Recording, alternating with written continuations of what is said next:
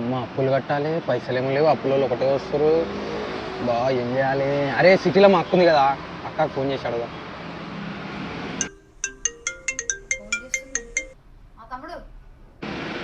Hello అక్క. అక్క బాగా అప్పులలో పడ్డాక పైసలు అప్పులంతా మీదకి వస్తారు అక్క. ఏం లే అక్క, ఒక 10,000 అక్క. 10,000 ఎవరికన్నా నిప్పి అక్క, నీకు ఇచ్చేస్తా అక్క. ఒక 10 రోజులలో ఇచ్చేస్తా అక్క. ఒక 10 రోజులలో నీకు ఇస్తాక పక్క అక్క. ప్లీజ్ అక్క, ఏదో ఒక విధంగా నువ్వే చూడక్క. పైసలా నా దగ్గర కూడా లేవురా, వేరే వాళ్ళకి అడిగి పంపిస్తాలే మరి. మరి మా అక్క ఫోన్ చేస్తుంది. సరే అక్క. అరే తమ్ముడు, ఫోన్ చేస్తే ఫోన్ ఎత్తలేవు, ఒక్కొక్కసారి ఫోన్ చేస్తే స్విచ్ ఆఫ్ వస్తుంది. అక్క నా పరిస్థితి బాగాలేదని ఫోన్ చేసినావు, నేను దగ్గర పైలు ఇప్పించిన. అవును ఇప్పించినావు. 10 రోజులు అన్నావు, 10 రోజులు అన్నా కాడ 20 రోజులు అవుతుంది. పైసలు ఇచ్చినవాడు 90 వీక్ వస్తుంది, జరపాయలు ఇరా.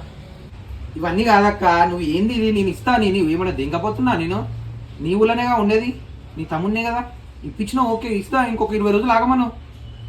అరే తమ్ముడి పరిస్థితి కూడా అర్థం చేసుకోవా? ఇంకొక 20 రోజులు ఆగమను. నా పరిస్థితే బాగలేదని నేనుంటే, ఆపదలు ఉన్నాడని నేను పైలు ఇప్పిస్తే ఇంకొకరు నమ్మాల? నేను బయట కన్నా అయిన డేంజర్గా ఉన్నారు. మీ లైఫ్లో కూడా ఇట్లా అయిందా? కామన్గా చెప్పండి. ఇది నిజంగా జరిగిన స్టోరీ. ఇయాల రేపు అయిన వాళ్ళైనా ఎవరైనా ఇలానే ఉన్నారు.